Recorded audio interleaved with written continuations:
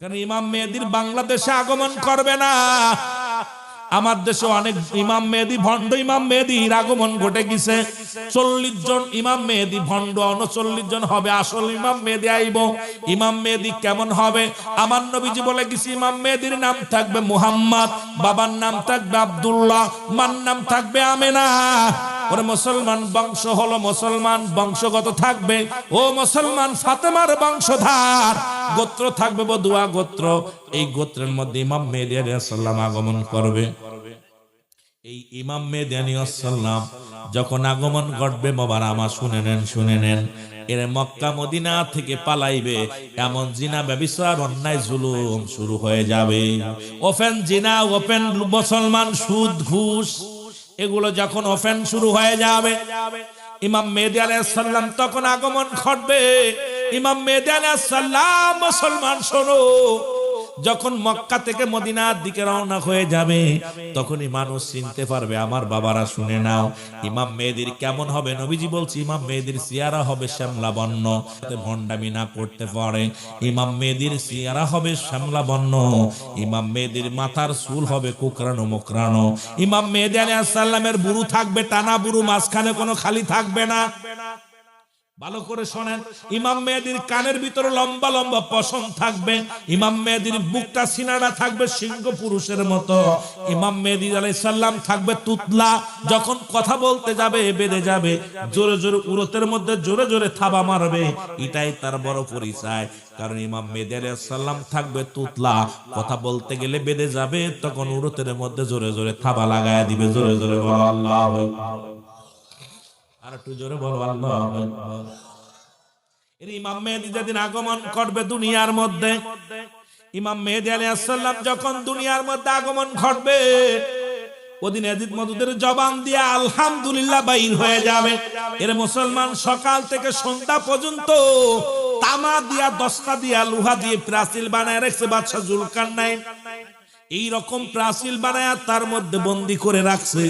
মুসলমান এইগুলো দুনিয়ার মধ্যে আগমন করবে, আগমন করে পদ্মা মেঘনা যমুনার সব পানিগুলো খেয়ে ফেলবে। একটু ইমাম মেহেদী যেহেতু কিয়ামতের আলামত আমাদের জানার দরকার, ভালো করে জানার দরকার। এবার দুনিয়ার সব পানিগুলো খেয়ে ফেলবে। এই প্রাণীগুলো যখন আসবে, মুসলমান এত পরিমাণ হিংসুটে প্রাণী, এই মানুষগুলো ধরে ধরে খাবে, মানুষের মধ্যে এমন অবস্থা দেখা দিবে।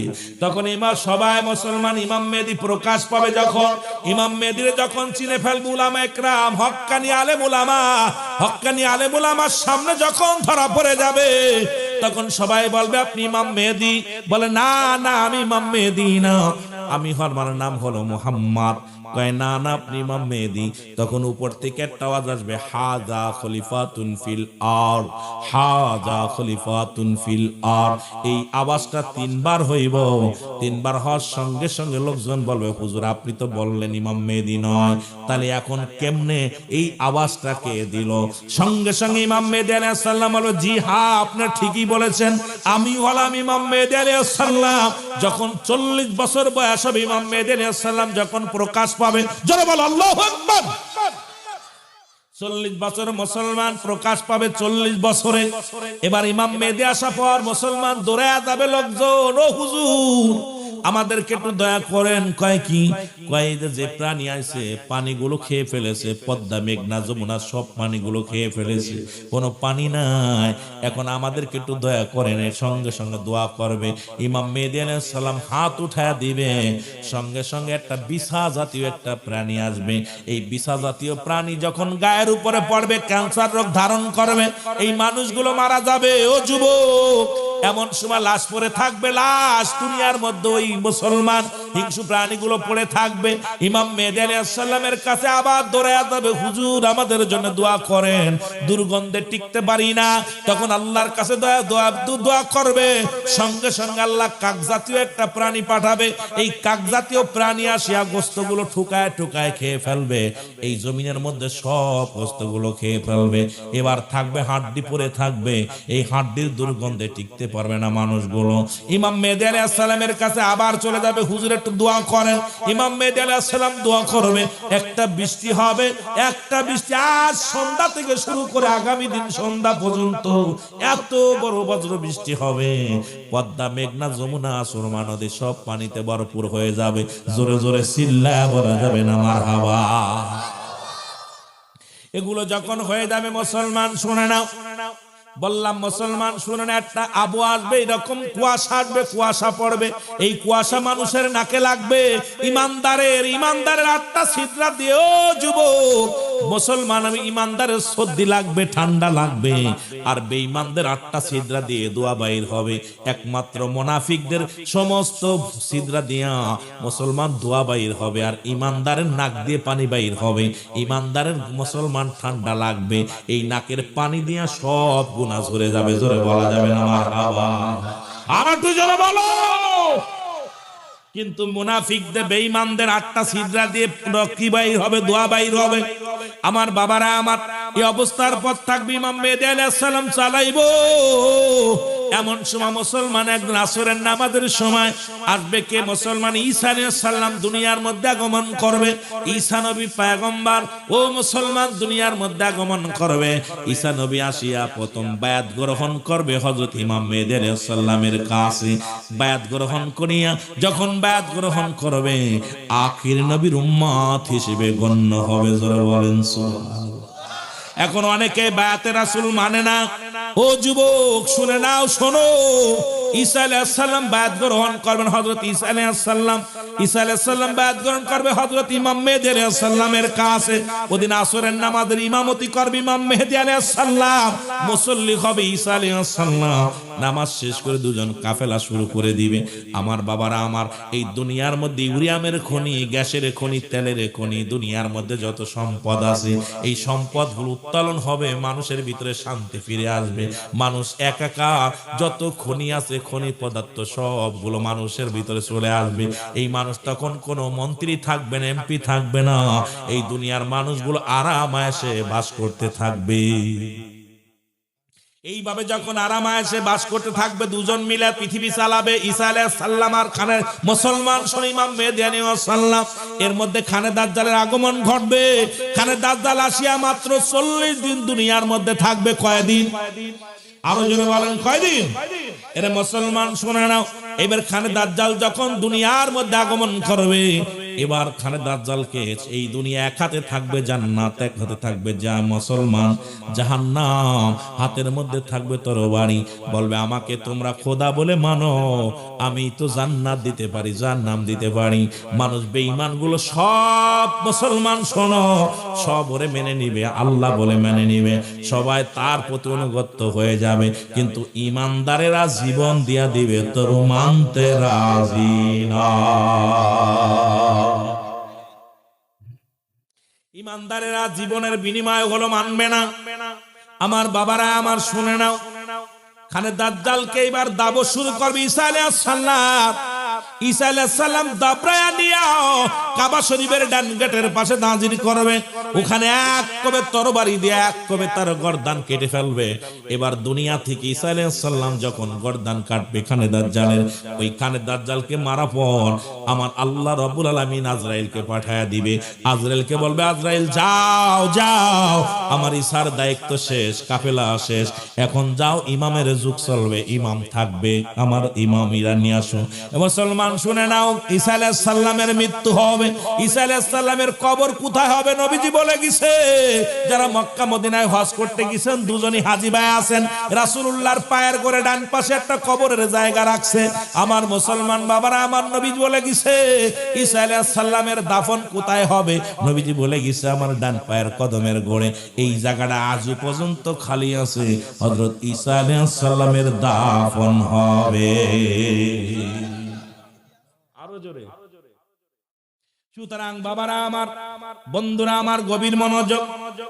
এইবার এইভাবে দুনিয়ার মধ্যে শান্তি বিরাজ করবে, চলবে। মানুষের ভিতরে আবার লোভ লালসা দেখা দিবে, মানুষের ভিতরে লোভ লালসা দিবে। তখন আল্লাহ পাক 3টা গজব দিবে। সেই গজব হলো, মানুষগুলো মুসলমান শুনে না, এই মানুষগুলো যখনই আল্লাহ পাকের অনুগত থাকবে না, তখন এই মানুষগুলো আল্লাহ পাক ধস নামায় দিবে, ভূমিকম্পের মতো হয়ে যাবে। এই মানুষগুলো বেঈমানগুলো মাটির নিচে চলে যাবে। আর ওই বেঈমানদের সাহায্যের জন্য যারা হাত বাড়াইবে এরাও জমিনের মধ্যে পুঁতে যাবে। এই রকম চলতে থাকবে।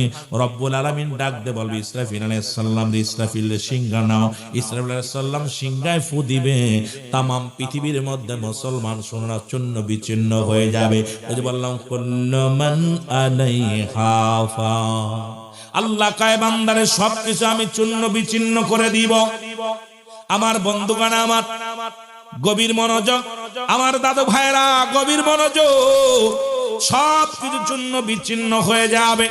এই তামাম পৃথিবীটা যখন ইসরাফিল আলাইহিস সালাম সিংহার মধ্যে ফু দিবে, আমার মুসলমান মানুষের দেহের মধ্যে একটা হাড্ডি আছে যা পৃথিবীর কোনো আগুনে পড়ে না, পৃথিবীর কোনো অ্যাসিডে পড়ে না। দেখবেন হিন্দুরা মানুষ সারা দিন ভরে পুড়ায়া পুড়ায়া একটি হাড্ডি পুড়ে কুপাইতে পারে না, এটা মাটির নিচে লুকায় রাখে। মানুষের পাশে মসন তিন তেয়ারা যেটা বলা, পিছনের রাস্তার পায়খানার পিছনের সাথে একটা হাড্ডি আছে। এই হাড্ডি পৃথিবীর কোনো অ্যাসিড দিয়ে পোড়ানো যায় না, এই হাড্ডি কোনোদিন আগুন দিয়ে পোড়ানো যায় না। এইটা দাউন তখন মুসলমান দুনিয়া যখন মুসলমান শোনো, সব যখন মানুষগুলো শেষ হয়ে যাবে, ঈসা আলাইহিস সালাম একাকার হয়ে যাবে, এ মুসলমান ইমাম মেহেদী আলাইহিস সালাম একাকার হয়ে যাবে, তখন ঈসা আলাইহিস সালাম সিংহায় ফু দিবে, এই জমিনটা থরথর করে কাঁপবে, বিশাল বৃষ্টি হবে। এবার বৃষ্টির পরে ওই হাড্ডি যেখানে আছে সেখান থেকে উত্তোলন হবে।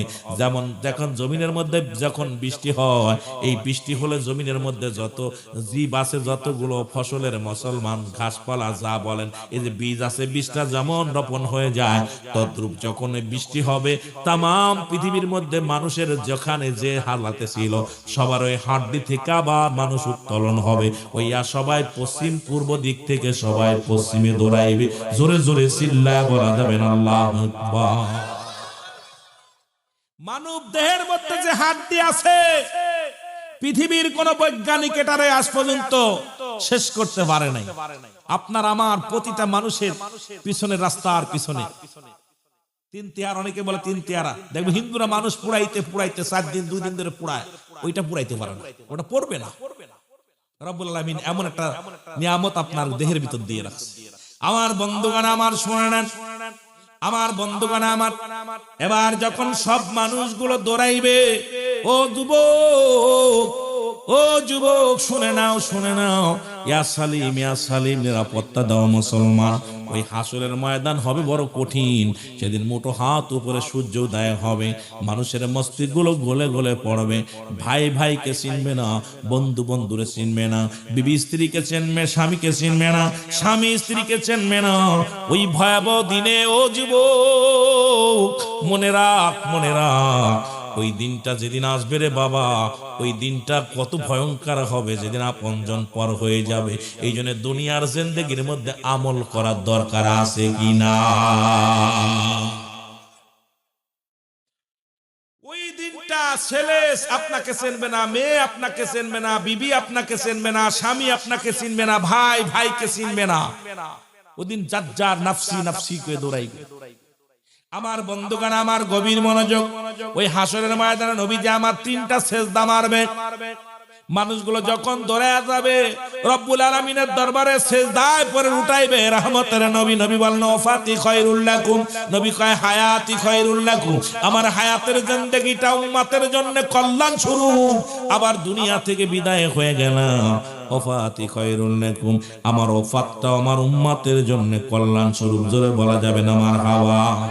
আর একটু জোরে বলেন না মারহাবা?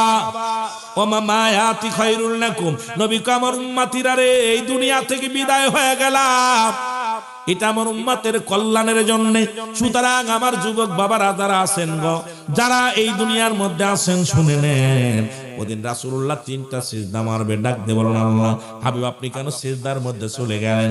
আপনার উম্মত গুলো তো জান্নাতে চলে গেছে, আপনি কেন এখন সিজদার মধ্যে? বলেন আল্লাহ আমার উম্মত গুলোকে বাঁচাও, আমার উম্মত গুলোকে জান্নাতে দাও। আমার আল্লাহ বলবে হাবিব আপনি যত উঠান, মাথা উঠান, যতদিন যত দূর পর্যন্ত আপনার দৃষ্টি শক্তি যায়, পূর্ব পশ্চিম উত্তর দক্ষিণ সমস্ত উম্মতদেরকে আপনি মাফ করে দিব আমি আল্লাহ। সঙ্গে সঙ্গে আবার সিজদায় পড়ে যাবে। এইরকম 3বার সিজদার মধ্যে পড়ে যাবে রে মুসলমান। যখন উম্মতিরা জান্নাতে চলে যাবে, বাকি যারা থাকবে সবাই জাহান্নামী হয়ে যাবে। আমার ভাইরা, আমার বন্ধুরা, আমার গভীর মনোযোগ, হাসরের ময়দান। সেদিন যারা নবীজিকেও চিনবে না, ও যুবক, ও যুবক, আমলও নাই, তোমার আমলও নাই, তোমার ইবাদত বন্দেগী করো নাই, দুনিয়ার জিন্দেগিটা বড় বরবাদ হয়ে যাবে।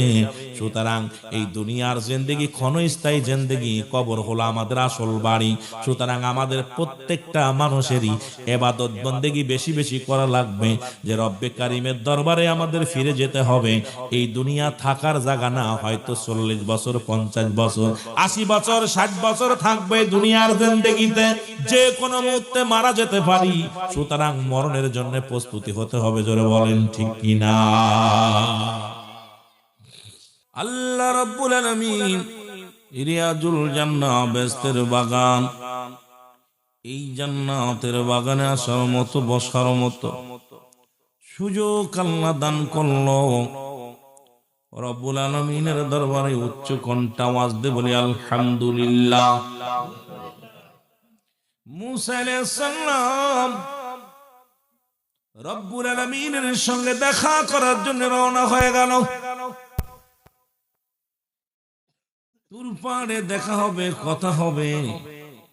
3 জন মানুষের সঙ্গে দেখা, কথাগুলো খুব খেয়াল করবেন বাবারা আমার। মুসা নবী ডাক দেব, মুসা নবী যখন তুর পাড়ে যাইতেছিলেন, 3 জন ব্যক্তির সঙ্গে দেখা।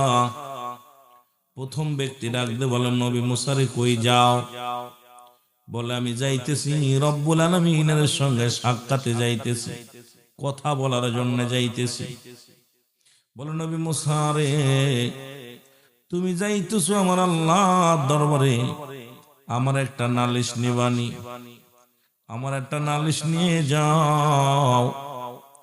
আল্লাহ রব্বুল আলামিন এই দুনিয়ার মধ্যে ধন সম্পদের ভান্ডার আমারে বানায় দিছে। দুনিয়ার মধ্যে অনেক সম্পদ আল্লাহ আমারে দিছে। এই সম্পদগুলো কি আমল করলে, কি কাজ করলে এই সম্পদগুলো কমে যাবে, তুমি একটু রব্বে কারিমের জানায় আসবা। জোরে বলেন আল্লাহু আকবার। একটু জোরে বলেন আল্লাহু আকবার।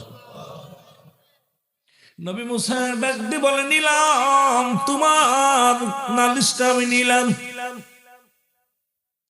দ্বিতীয় ব্যক্তির সঙ্গে দেখা, কয় নবী মুসা রে, কই যাও? আমি যাইতেছি রব্বুল আলামিনের সঙ্গে সাক্ষাৎ করতে। কয় নবী মুসা রে, তোমার কাছে আমার একটা নালিশ, তোমার আল্লাহরে জিগাইবানি, আমি গরিব মানুষ, কি আমল করলে এই দুনিয়ার মধ্যে ধনী হওয়া যাবে, ধন সম্পদের মালিক হওয়া যাবে? খুব খেয়াল করবেন দাদু ভাইরা, কি আমল করলে, কি কাজ করলে রে নবী মুসা এই দুনিয়ার মধ্যে আমি ধনী হতে পারবো, ধন সম্পদের মালিক হতে পারবো? তোমার মাওলারে জিগাইবানি, তোমার মাওলারে জিগাইবা। মুসা কয়, তোমার নালিশটা নিলাম। তৃতীয় ব্যক্তি ডাক দে, বলে নবী মুসা আপনি কই যান? বলে আমি যাইতেছি রব্বে কারিমের সঙ্গে দিদারের জন্য যাইতেছি। বলে নবী মুসা রে, তুমি যাইতেছো রব্বুল আলামিনের সঙ্গে সাক্ষাৎ করতে, তোমার আল্লাহর জিগাইবানি, আমার তো হাত নাই, আমার তো পা নাই, আমি পঙ্গু মানুষ, আমি প্রতিবন্ধী মানুষ, আমার আল্লাহর জিগাইবা, আমার দে কোনো কাজে লাগবে নি। মুসা নবী বলেন, 3 জনের নালিশ আমি নিয়ে নিলাম। ও যুবক, 3 জনের নালিশ নিয়ে গেলেন নবী মুসা আলাইহিস সালাম। তুর পাড়ে গেলেন, রব্বুল আলামিনের সঙ্গে আলাপ হয়ে গেল। নবী মুসা ডাক দিয়ে বলে, রব্বুল আলামিন 3টা প্রশ্ন নিয়ে আসলাম আপনার কাছে, উত্তর জানতে চাই 3টা বিষয়। বলে কি কি জিগাইবা? বলে আমার রব্বুল আলামিন 1 নাম্বার জিগাইব, একজন ব্যক্তির অনেক ধন সম্পদ, টাকা পয়সা অনেক, এই লোকটা কি আমল করলে তার ধন সম্পদ কমে যাবে, এই লোকটা আমারে জিগাইতে বলেছে। আমার আল্লাহ কয় নবী মুসা রে ওই লোকটারে জিগা, ওই লোকটারে যে বলবা সেজন্য আজ থেকে আমার শুকরিয়া আদায় না করে। আমার শুকরিয়া যদি আদায় না করে, ধন সম্পদ সব কমে যাবে, শেষ হয়ে যাবে। দ্বিতীয় ব্যক্তি রব্বুল আলামিন, দ্বিতীয় ব্যক্তি প্রশ্ন করছে তার এই ধনচিত গরিব মানুষ, দিন আনে দিন খায়, অভাবী মানুষ, এই অভাব দূর হবে কি আমল করলে? নবী মুসা ডাক দিয়ে কয় আল্লাহ এই লোকটা গরিব মানুষ, একটা মেয়ে মানুষ, মানুষের বাড়ি বাড়ি চেয়ে খায়, দিন আনে দিন খায়, অভাবী মানুষ, কি আমল করলে সে ধনী হয়ে যাবে একটু জানতে চেয়েছে। আল্লাহ রাব্বুল আলামিন ডাক দেখায় নবী মুসা রে তুমি তারে জিগা, তারে যে বলবা সেজন্য বেশি বেশি আমার শুকরিয়া আদায় করে। জোরে জোরে চিল্লায়া বলা যাবে না আলহামদুলিল্লাহ। আল্লাহ নবী মুসা জিগায় রব্বুল আলামিন,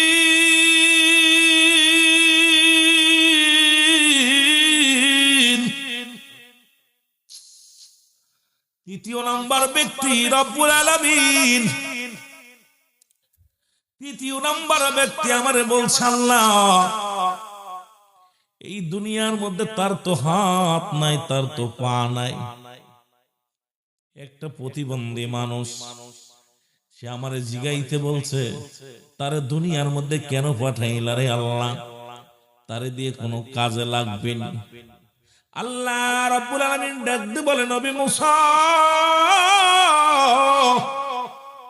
ওই লোকটারে যে বলবা তারে আমি দুনিয়ার মধ্যে বানাইছি জাহান্নামের মধ্যে, জাহান্নামের মধ্যে ছোট্ট ছোট্ট ছিদ্রা থাকবে, ওই জাহান্নামের ফুটোগুলো বন্ধ করার জন্য তারে দুনিয়ার মধ্যে বানাইছি। জোরে বল আল্লাহু আকবার। কথা খেয়াল করবেন আব্বা, আমি টান দিতেছি আমার মাথার ভিতর ঘুরতেছে, দেখা যাক কতদূর আগাতে পারে। আমার বন্ধুগণ, আমার মুসা আলাইহিস সালাম রব্বুল আলামিনের সঙ্গে দিদার করে চলে আসলেন। পথের মধ্যে ধনীর সঙ্গে দেখা, ধনী কয় ও নবী মুসা তোমার মাওলারে জিগাইছো নি, তোমার আল্লাহর জিগাইছো নি? আরে কি এমন আমল করলে দুনিয়ার সম্পদ কমে যাবে, কি কাজ করলে দুনিয়ার সম্পদ কমে যাবে? মুসা আলাইহিস সালাম বলে ধনী রে আমার রব্বুল আলামিন বলছে আজ থেকে যদি তার শুকরিয়া আদায় না করো তোমার ধন সম্পদ সব কমে যাবে। ধনী ডাক দে কয় নবী মুসা আমারে কি তুমি পাগল পাইছো? আরে আমার রব্বুল আলামিনের শুকরিয়া আমি আদায় থেকে কেন বঞ্চিত হয়ে যাও? ধন সম্পদের পাহাড় যদি আল্লাহ দান করে তবুও কোনো দুঃখ নাই, কারণ তবু আমি আমার রব্বে কারিমের শুকরিয়া আদায় করি। জোরে জোরে চিল্লায়া বলা যাবে না আলহামদুলিল্লাহ। জোরে বলেন না আলহামদুলিল্লাহ। আমি নিয়ামতের আলোচনার মধ্যে ঢুকছি, তারপর যদি শুকরিয়া আদায় না করে সঙ্গে সঙ্গে আল্লাহ পাক অনেক ধন সম্পদের মালিক বানাইছে। আপনি যেমনি থাকেন আলহামদুলিল্লাহ, অসুস্থ থাকেন আলহামদুলিল্লাহ, যেমনি থাকেন বলবেন আলহামদুলিল্লাহ, শুকরিয়া আদায় করবেন। আমার বন্ধুগণ, আমার এইবার গেল ওই মেয়েটার কাছে, ডাকতে বলে, মেয়ে ডাকতে বলে আল্লাহর নবী মুসা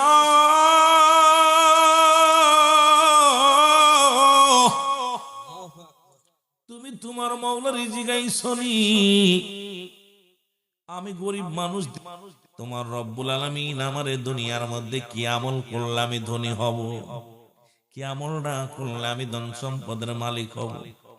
নবী মুসা ডাক দে কও গরিব শোনো গো, রব্বুল আলামিন অ্যানসার দিতে শুনে নাও। তুমি যদি দুনিয়ার মধ্যে বেশি বেশি শুকরিয়া আদায় করো আমার আল্লাহ, তাহলে রব্বুল আলামিন তোমার ধন সম্পদ বাড়িয়ে দিবে।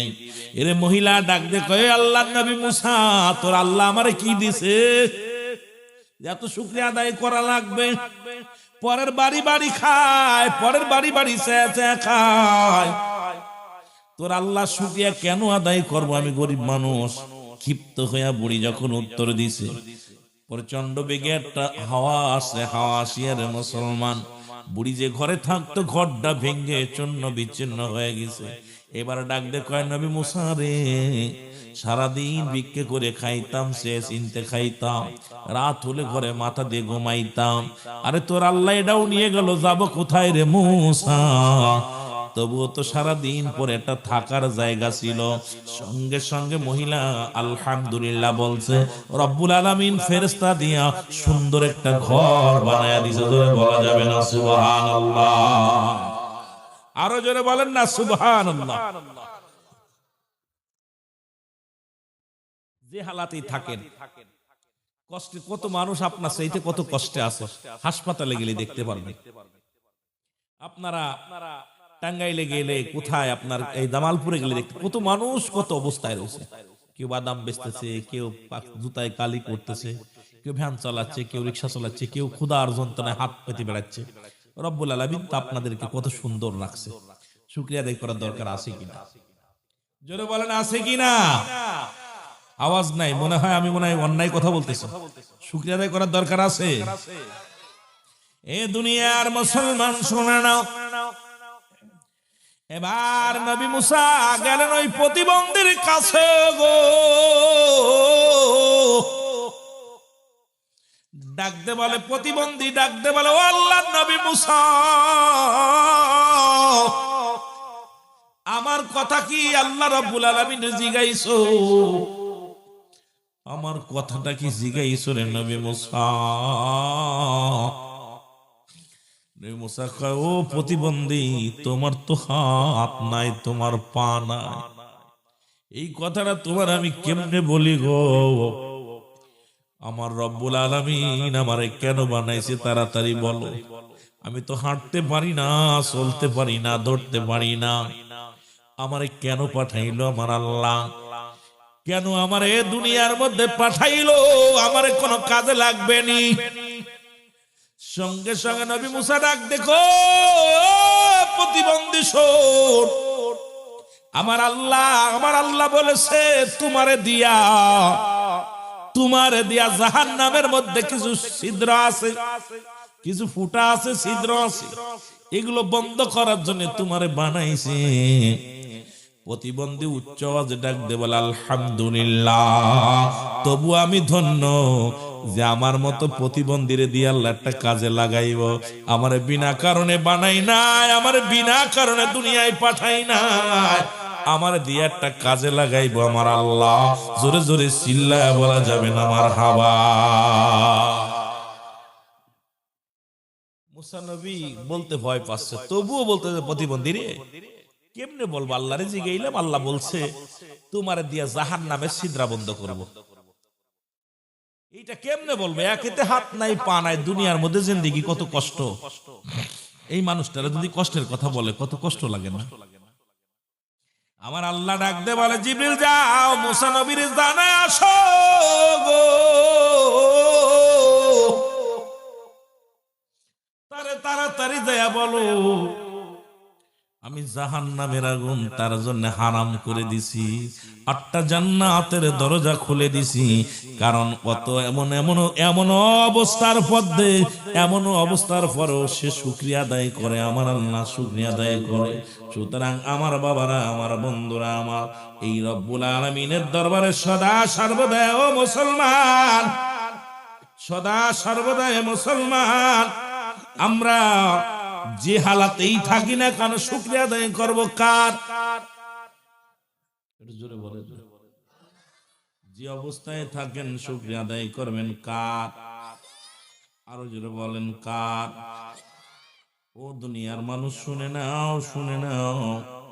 সুতরাং এমন যে হালাতেই থাকেন না কেন, সুখে থাকলেও বলবেন আলহামদুলিল্লাহ, কষ্টে থাকলেও বলবেন আলহামদুলিল্লাহ, ঝামেলায় থাকলে বলবেন আলহামদুলিল্লাহ, হাসপাতালে থাকলেও বলবেন আলহামদুলিল্লাহ। কারণ শুকরিয়া আদায় করলে আমার আল্লাহ খুশি হয়। জোরে জোরে চিল্লায় বলেন ঠিক কিনা? আর একটু জোরে বলেন ঠিক কিনা? এই জন্য যে যে হালাতে থাকেন, কষ্টে আছেন আলহামদুলিল্লাহ, যাই করেন কেউ জিগাইলো ভাই কেমন আছেন, আলহামদুলিল্লাহ। আহা, রব্বুল আলামিনের শুকরিয়া আদায় করলে রব্বুল আলামিন খুশি হয়ে যায়। জোরে বলেন মারহাবা। আর একটু জোরে বলেন না মারহাবা। মহব্বতের সঙ্গে দুরূদ শরীফ পড়েন আল্লাহুম্মা।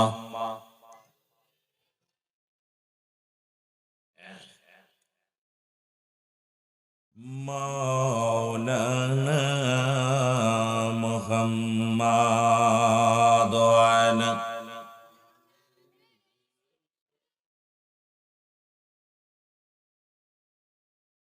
আরো জোরে বলেন আল্লাহুম্মা সাল্লি আলা মাওলানা মুহাম্মাদ আলা। এ দুনিয়ার মুসলমান,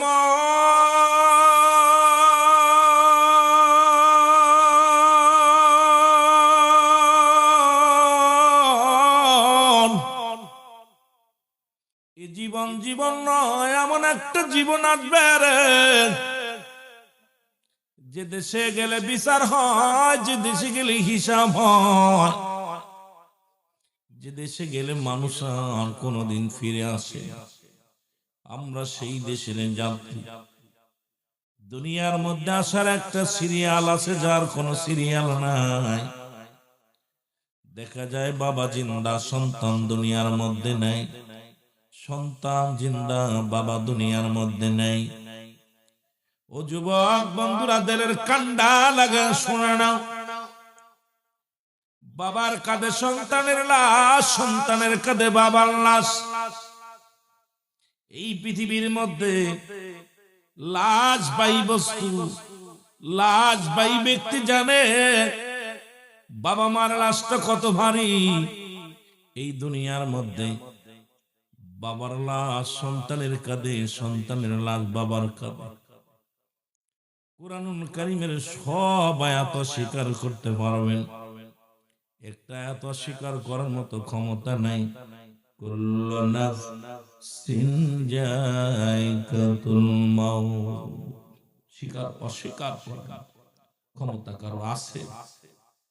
জোরে বলেন আছে?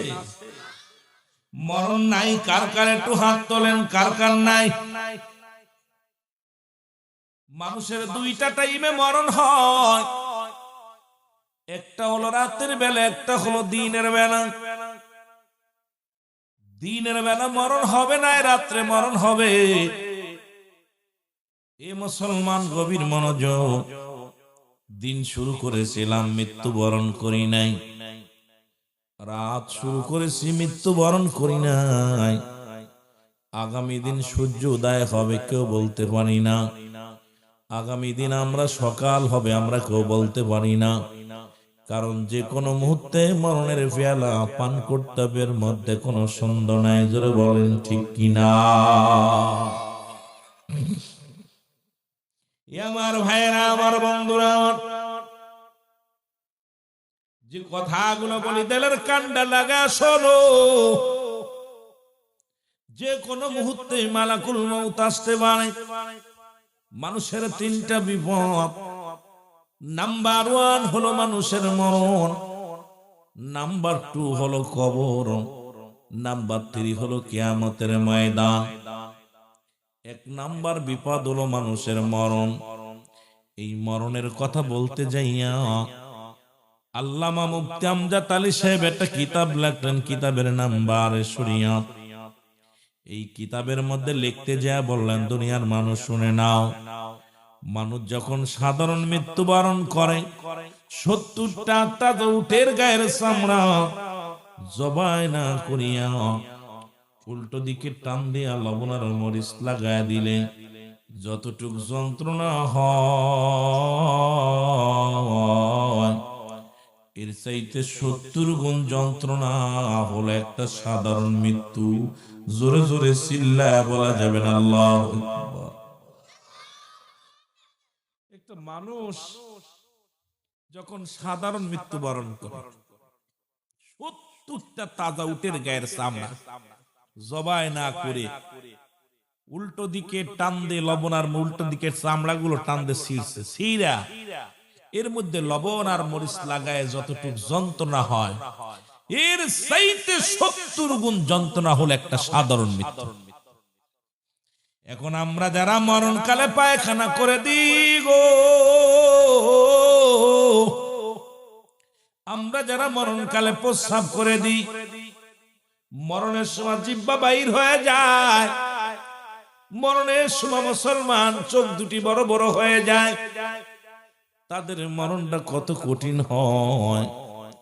আইরে মরণ, মরণ থেকে বাঁচার কোনো পথ নাই, মরণ থেকে পালানোর কোনো পথ নাই।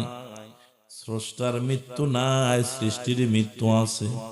সৃষ্টি জগতে যা কিছু আছে সব কিছু এই দুনিয়া থেকে বিদায় হয়ে যাবে। রব্বুল আলামিন ডাকতে বলেন কুল্লু মান আলাইহা ফান। আল্লাহ কয় ডাকতে বলে বন্ধুগণ শোনো গো, আল্লাহ বলে এই দুনিয়ার মধ্যে যা কিছু আছে আমি ছিন্ন বিচ্ছিন্ন করে দিব। এই জমিনের মাটিগুলো পুরায় আমি তামা বানায় দিব গো। এই জমিনের মধ্যে যত পানি আছে সব পানিগুলো পুড়ে ছাই হয়ে যাবে। যেদিন কিচ্ছু বলতে কিচ্ছু থাকবে না, সেদিন থাকবে শুধু আমার আল্লাহ। এটা থাকবে, আমার আল্লাহ থাকবে। আমার বাজানেরা শোনো, এই মরণের কথা বলতে যে একটা কথা মনে পড়ে গেল। ইদ্রিস আলাইহিস সালাম জান্নাতের মধ্যে আছে। ইদ্রিস আলাইহিস সালামকে ডাকতে বলেন রব্বুল আলামিন, ও আল্লাহর নবী ইদ্রিস আলাইহিস সালাম শোনো গো, আমি আগে জানতে চাই আপনি জান্নাত পায় কি খুশি? ইদ্রিস আলাইহিস সালাম বলেন রব্বুল আলামিন, তোমার জান্নাতের বিবরণ আমি কেমনে দিব? ওই জান্নাতের মধ্যে যে নিয়ামত, জান্নাতের মধ্যে যে বরকত, জান্নাতের মধ্যে এত নিয়ামত গুলো হাঁকা যা অনেক অনেক অনেক নিয়ামত। যেদিকে টাকা তাকায় সেদিকেই নিয়ামত, যেদিকে চোখ যায় সেদিকেই নিয়ামত। আল্লাহ রাব্বুল আলামিন ডাকতে বলেন নবী ইদ্রিস, ওই জান্নাত পেয়ে যেমনি তুমি খুশি গো, আর কিছু অভিযোগ আসেনি? বলে আল্লাহ তোমার আজরাইল মনে হয় আমার সঙ্গে ভালো ব্যবহার করে নাই। আল্লাহ আজরাইল রে তাড়াতাড়ি ইদ্রিস আলাইহিস সালামের কাছে যাও, কেমনে তার রূহটা বাইর করেছো জানায় আসো। সালাম দা, সালামু আলাইকুম নবী ইদ্রিস, আমার জানটা তুমি কেমনে বাইর করেছো বলো। আজরাইল কয় রব্বুল আলামিন, ও আল্লাহর নবী ইদ্রিস শোনো গো, এর প্রতিটা মানুষের জান কবজ করার জন্য আমি দুনিয়া আসি না। এই দুনিয়ার মধ্যে একমাত্র ইমানদারের রূহটা বাইর করার জন্য জমিনের মধ্যে আসি। ও আল্লাহর নবী শোনো গো, মুসলমান ইমানদারের মৃত্যু হয় আটা গুলায়া খামির বানাইয়া, এই আটার মধ্যে যদি ওই খামিরের মধ্যে যদি একটা চুল থাকে, ওই চুলটা টান দিয়ে বাইর করলে যেমন অনাসে বাইর হয়ে যায়, ইমানদারের মৃত্যুটা তেমনি হয়। ইদ্রিস আলাইহিস সালাম বলে আমার মৃত্যু কেমনে হয়েছে বলো? বলে হুজুর আমার আসমানে আমার মাথা, জমিনে আমার পা, তামাম পৃথিবীর পানি যদি আমার মাথার উপরে দেয়া হয় একটু পানিও গোড়ায় পড়বে না জমিনের মধ্যে। আমি এত বড় দানব, আজরাইল কত বড়, সারা পৃথিবীর পানি যদি তার মাথায় দেওয়া হয় একটু পানি গোড়ায় পড়বে না। সেই মানুষ, সেই আজরাইল, সেই দানবটা আপনার সামনে আসবে, আপনার আমার রূহটা কবজ করবে, এর দেখলেই তো জীবন শেষ। আমার বন্ধুগণ, আমি আপনার রূহটা বাইর করেছি। যেমন মায়ের বুকে দুধ খাইতে খাইতে সন্তান ঘুমায় যায়, তদ্রুপ আপনার রুকানা বাইর করেছে, আপনাকে তো কষ্ট দিই নাই। ইদ্রিস আলাইহিস সালাম বলে, আজরাইল রে, এই যন্ত্রণা যদি এত কঠিন হয়,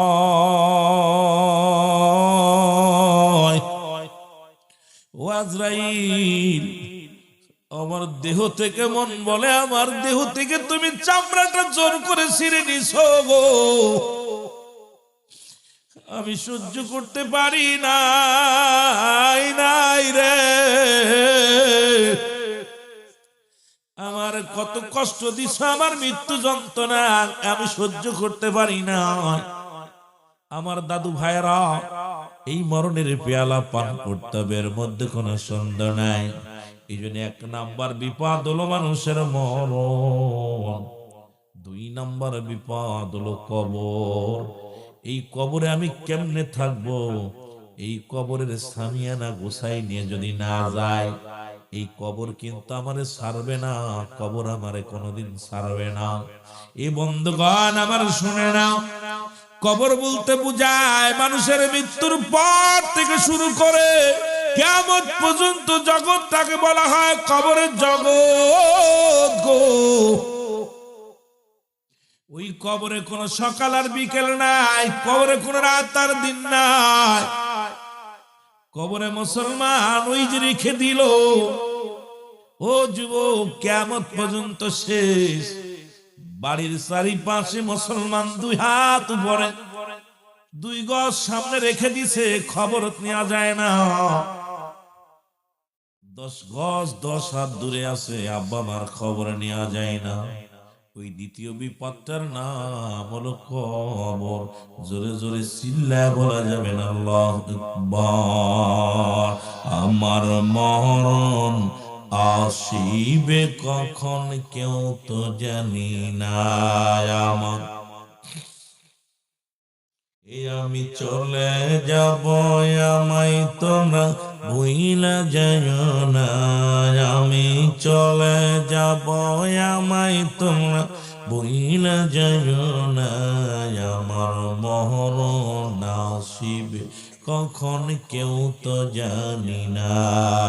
একটু মহব্বতে বলেন, আমার মরণ আসিবে কখন কেউ তো জানি না, আমি চলে যাব, আমায় তোমরা ভুইলা যাইও না, আমি চলে যাব, আমায় তোমরা ভুইলা যাইও না, আমার মরণ আসিবে কখন কেউ তো জানি না। কেউ বলতে পারি না যে কোন মুহূর্তে আসবে মরণ। সিন্ধুকের মধ্যে পালায় থাকলো, বাঁচার মতো পথ নেই। ডাক্তার কবিরাজ বিদেশে নিয়ে চিকিৎসা করতেছে, দেখা যায় এই রোগ যাদের টাকা আছে তারা লন্ডন আমেরিকা নিয়ে যাচ্ছে, জাপানে নিয়ে যাচ্ছে। বাবা, ফিরা সম্ভব না, কারণ আমাকে আপনাকে মরতেই হবে। এই দুনিয়ার মুসলমান শুনে নাও, আদি পিতা আদম নবীর কাছে জিবরিল আমিন আসে গো, ডাক দে সালাম দা, আসসালামু আলাইকুম। হে আদি পিতা আদম রে, এখন আপনাকে তো নেওয়ার জন্য আমারে আল্লাহ পাঠিয়েছে, আপনাকে নিতে হবে। আজরাইল বলছে আদম রে, আদম আলাইহিস সালাম বলো, আলাইকুম আসসালাম আজরাইল, আমারে তুমি নিয়ে যাবা। এর মুসলমান কথাগুলো একটু বোঝানোর জন্য বলে যায়, আদম আলাইহিস সালাম প্রথম মৃত্যু হয়, যদিও তার আগে তার ছেলে হাবিল কাবিল ওই যে কবর দেয়া হয়, ওই যে মাটি দেয়া হয়। রে মুসলমান শুনে নাও, কিন্তু প্রথম মানুষগুলোর মধ্যে প্রথম মৃত্যু হলো আদম আলাইহিস সালামের। দুনিয়ার মধ্যে আজরাইল এসে ডাক দে, বলে হুজুর, আপনার যতগুলো 100 জোড়া সন্তান, কত জোড়া সন্তান? জোরে বলেন, কয়শো? 100 জোড়া সন্তান। একজন বেজোর সন্তান ছিল, তার নাম হলো মুসলমান শোনো, শীশ আলাইহিস সালাম। নাম কি? শীশ আলাইহিস সালাম। তখনও শিশের বিয়ে হয় নাই। আদম নবী আজরাইলকে ডাক দে বলে, আজরাইল, আমার সব পোলাপানের বিয়ে হলো, ছেলে মেয়েগুলো বিবাহ দিলাম, জোড়ায় জোড়ায় সন্তান হলো, তাদেরকে বিয়ে দিলাম। এখন একটা দায়িত্ব আমার বাদ রইল, সেই দায়িত্বটা হলো আমার সন্তান শিশের কোনো জোড়া নাই, শিশের জন্য কোনো মেয়ে পাইলাম না। এখন একে যদি বিবাহ দিয়ে যেতে পারতাম তবেই না কত শান্তি হতো। এর মুসলমান আদম আলাইহিস সালামকে শীশ আলাইহিস সালাম, ও যুবক, আদম নবী ডাকতে বলে, আজরাইল, আমি যাব, দুনিয়া হবে, তবে আমার সন্তানদের সামনে মৃত্যু দিবা না। আমি একটু জান্নাতি ফল খেয়ে মরতে চাই, কারণ আমাকে তো সৃষ্টি করে জান্নাতের মধ্যে রেখেছিল। ওই জান্নাতের কত নিয়ামত গুলো খাইলাম, এখন মরণের আগে একটু আনার খাইতে চাই, মরণের আগে একটু আপেল খাইতে চাই, মরণের আগে একটু জান্নাতি ফল খেতে চাই। ওরে শীশ আলাইহিস সালামকে ডাক দে বলে, এ বাবা শীশ, আমার জন্য কিছু ফলের ব্যবস্থা করো, আমার জন্য কিছু ফলের ব্যবস্থা করো। শীশ বলে, নবী পয়গম্বর, ও আল্লাহর পয়গম্বর, আপনি দুনিয়ার প্রথম মানুষ, আপনি দুনিয়ার প্রথম নবী গো, আপনার কি পার কম আছে? আপনি জান্নাতি ফল খাইতে চান? জিবরিলে বলেন, আল্লাহরে বলেন, আল্লাহ পাক জিবরিলের মাধ্যমে আপনার ফল এনে দিবে, আপনি প্রাণ ভরে খাবেন। আপনি আমার কাছে ফল খাইতে চান, আমি তো এখনো আপনার দরজায় যাইতে পারি নাই। জোরে জোরে চিল্লায়া বলা যাবে না আল্লাহু আকবার। জান্নাতি ফল খাওয়ার জন্য আদম আলাইহিস সালাম মনে জাগলো, আল্লাহ, জান্নাতে কবে ফল খেয়ে আসছিলাম, এত সুন্দর সুন্দর ফল, দুনিয়ায় আসা পর আর এই ফলগুলার কপালে জোটে নাই, তা আমার মরার আগে একটু জান্নাত থেকে ফলগুলো আনার ব্যবস্থা করো। সুবহানাল্লাহ বলেন না? আমার বন্ধুগণ, আমার গভীর মনোযোগ, এর শীশ আলাইহিস সালামকে ডাক দিয়ে বলে, বাবা শীশ,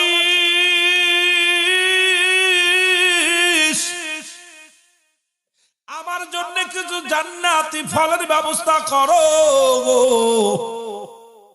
ওই জান্নাতি ফল আমার পরাণে চাই। ও যুবক বন্ধুরা, শুনে নাও, জিবরিল আমিন চলে গেলেন।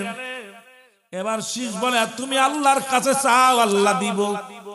জিবরিল আমিন আসছে, জিবরিলে ডাক দে, কয়, আদম আলাইহিস সালাম, ও জিবরিল, আদম আলাইহিস সালামের কাছে 12 বার আসে জিবরিল আলাইহিস সালাম, বলে, জিবরিল রে, তুমি যাও যাও যাও, আমার জন্য জান্নাত থেকে ফলের ব্যবস্থা করো। রব্বুল আলামিনের কাছে চলে গেলেন জিবরিল আমিন। আল্লাহ আদম আলাইহিস সালাম কানতে গেছি, দুইটা দাবি করছে, একটা হলো তার ছেলে শীশ, তার কোনো জোড়া নাই, তার তো বিবাহ দিবে বড় আশা করছে, এটার যদি বিয়ে শাদী দিতে পারে ঝামেলা মুক্ত হয়ে যাবে। একটা দাবি করছে, আমি নেওয়ার আগে, আমি মরে যাওয়ার আগে, আমি চলে যাওয়ার আগে আমার শীষের জন্য বিবাহ দিতে পারি, কিন্তু শীষের জন্য কোনো মেয়ে পাইতেছি না, আর জান্নাত থেকে ফল নিয়ে আসবো, ফল খাবে। আপনার নবী জান্নাতি ফল খাওয়ার জন্য পাগল হয়ে গেছে। আল্লাহ কয়, জিবরিল তাড়াতাড়ি যাও, জান্নাতের মধ্যে যাও, জান্নাতে যাইয়া ঝাঁকা ভর্তি ফল নাও।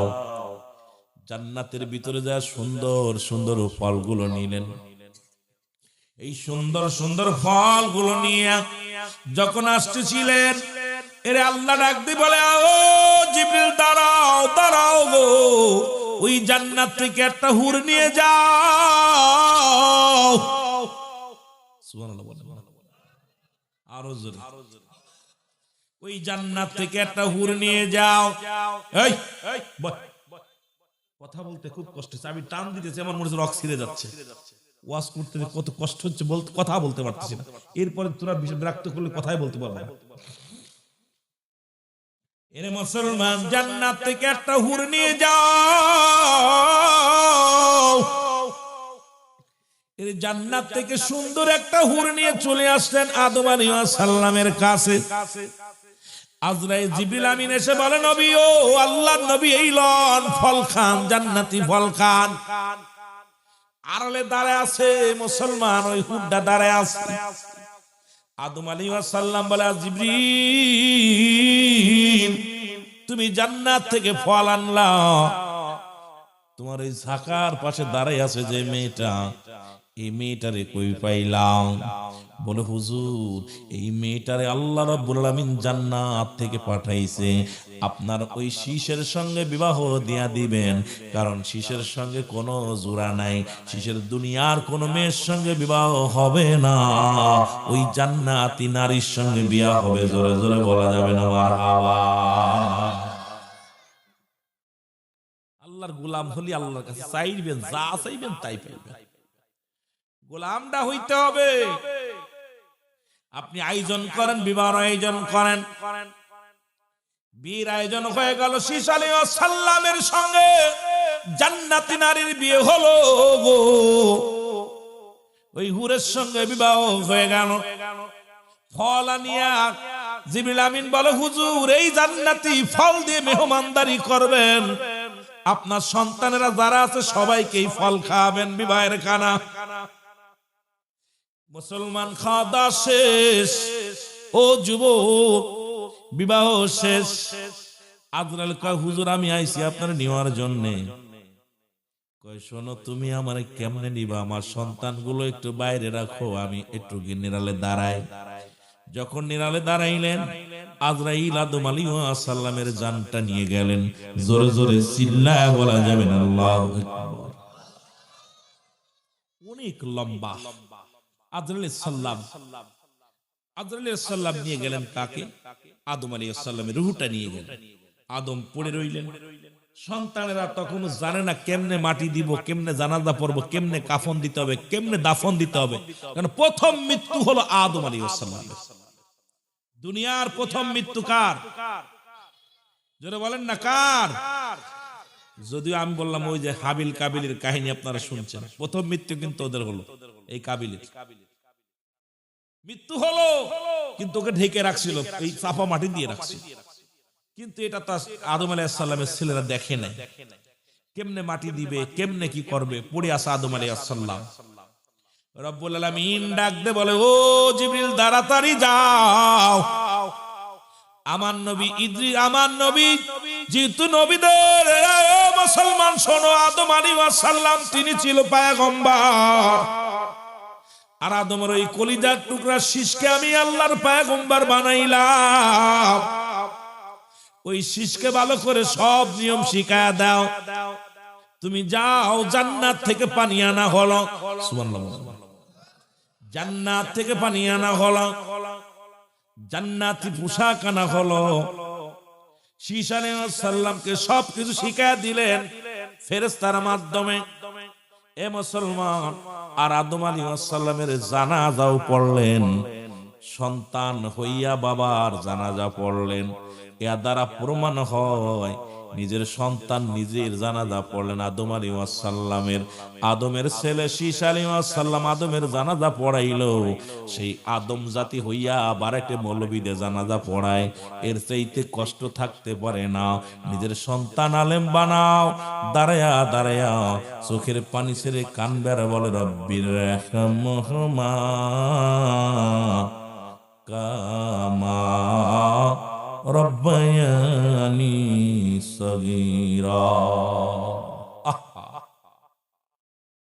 আদম নবীর জানাজা পড়তে শীষ আলাইহিস সালাম, গোসল করানো হলো, জান্নাত থেকে পানি এনে জান্নাতি পোশাক আদম আলাইহিস সালামের গায়ের মধ্যে পরাই দিল। কেমনে কবর দিবে, কেমনে কি করবে, সব প্র্যাকটিক্যালে একবার আদম আলাইহিস সালামকে শিখাইলেন। আমার ভাইয়েরা, আমার বন্ধুরা, আমার ওই যে আদম থেকে শুরু হলো, আজ প্রতিদিন হাজার হাজার মানুষ মারা যায়, হাজার হাজার মানুষ মারা যায় পৃথিবীর প্রান্ত থেকে প্রান্তে, লক্ষ লক্ষ মানুষ মারা যায়। কেমনে দাফন দিবে, কেমনে জানাজা পড়বে, কেমনে কাফন পরাবে, সব কিছু ইসলামের নিয়ম মানিয়া আমরা যেটা করি না মুসলমান শুনে নাও। কারণ এই দুনিয়ার মধ্যে আসছি, এই দুনিয়ার মধ্যে চিরদিন থাকবো না। কারণ স্রষ্টার মৃত্যু নাই, সৃষ্টির মৃত্যু আছে। এই সৃষ্টি জগতে যা কিছু আছে সব কিছু চূর্ণ বিচ্ছিন্ন করে দিবে আমার আল্লাহ।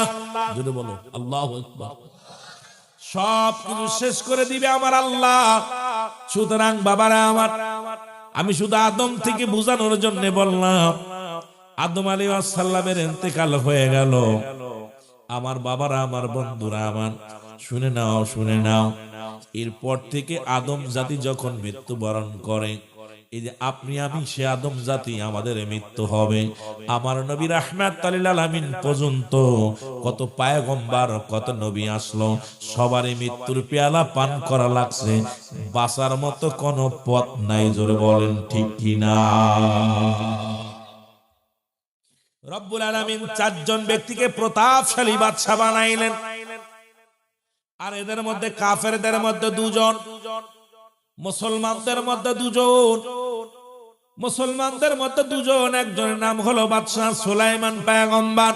আল্লাহু আকবার। পয়গম্বর সুলাইমান, আল্লাহ তাকে একটা সিংহাসন দান করলেন, মোজের একটা আংটি দান করলেন। সারা পৃথিবী ঘুরতেন, কোনো পেট্রোল লাগতো না, ডিজেল লাগতো না। বাবারা আমার, সেই মুসলমান সুলাইমান পয়গম্বরের মৃত্যুবরণ করা লাগছে। এ মুসলমান, আরেকজন নবীর মুসলমান শুনে নাও। মুসলমানদের মধ্যে সারা পৃথিবীর প্রতাপশালী বাদশা বানাইলেন। তার নাম হলো বাদশা জুলকারনাইন, যাকে আল্লাহ লম্বা বানাইলেন, 48 হাত লম্বা। এই পৃথিবীর মধ্যে আপনি যতই মস্তানি করেন না কেন, মরণের পেয়ালা পান করতে হবে। আমি বুঝানোর জন্য, আপনি ছোট হন বড় হন, মরণের পেয়ালা পান করতে হবে। বাদশা জুলকারনাইন 48 হাত লম্বা, 1600 বছর হায়াত ছিল। 1600 বছর বেঁচে গেছে দুনিয়ার মধ্যে। তাকে একটা মজেদার ঘোড়া আল্লাহ পাক দান করেছিল, যে ঘোড়াটা একটা কদম যখন পা বাড়াইতো 12,000 মাইল অতিক্রম করত। সুতরাং আমার দেশের মধ্যে ঘোড়ার পা লাগতো না, এক পা পাকিস্তানে, এক পা ভারতে। এত ক্ষমতা দিয়েছিল আমার আল্লাহ। সেই বাদশা জুলকারনাইন দুনিয়ার মধ্যে নাই, ওনারও মরা লাগছে। আবার কাফেরদের মধ্যে দুজনকে আল্লাহ প্রতাপশালী বাদশা বানিয়ে দিয়েছিল। ও যুবক, আমি কথাটা বলতেছি, এর হাকিকতটা বুঝে নিবে। কত টাকাওয়ালা, কত বাড়িওয়ালা, কত ধন সম্পদের মালিকওয়ালা, সবারই চলে যেতে হবে। ফকির মিসকিন বাদশা যে যেখানে আছেন না কেন, সবারই চলে যাওয়া লাগবে। আমার বাবারা আমার, কাফেরদের মধ্যে দুজন, একজনের নাম হলো বাদশা নমরুদ। এই দুনিয়ার মধ্যে ফেরাউন বা নমরুদ। এ মুসলমান শোনো, মিশর অধিপতি, এ যুবক, ওই যিনি মিশরের প্রেসিডেন্ট হয় তাকেই তো বলা হয় নমরুদ। এই নমরুদ মুসলমান দুনিয়ার মধ্যে আল্লাহ তারে প্রতাপশালী বাদশা বানাইলেন। এই দুনিয়ার মধ্যে আমার বাবারা আমার, হিরো, জিরো থেকে হিরো বানাইলেন। এরপর আল্লাহর সঙ্গে নাফরমানি করলেন। আর একজনের নাম ছিল বক্তানসর। এই চারজন ব্যক্তিকে আল্লাহ প্রতাপশালী বাদশা বানায়া দিলেন। এরা দুনিয়ার মধ্যে না, এরাও দুনিয়া থেকে চলে গেছে। সুতরাং এমন এমন মানুষ আপনাদের গ্রামে ছিল, যাদের ভয়ে, মোল্লাদের ভয়ে, মোল্লা বিশ্বাস না থরথর করে কাঁপতো। আজকে তারা কোথায়? তারা কবরে চলে গেছে। অনেকের কবর উপর দিয়ে গরু ছাগলে ঘাস খায়, অনেকের কবর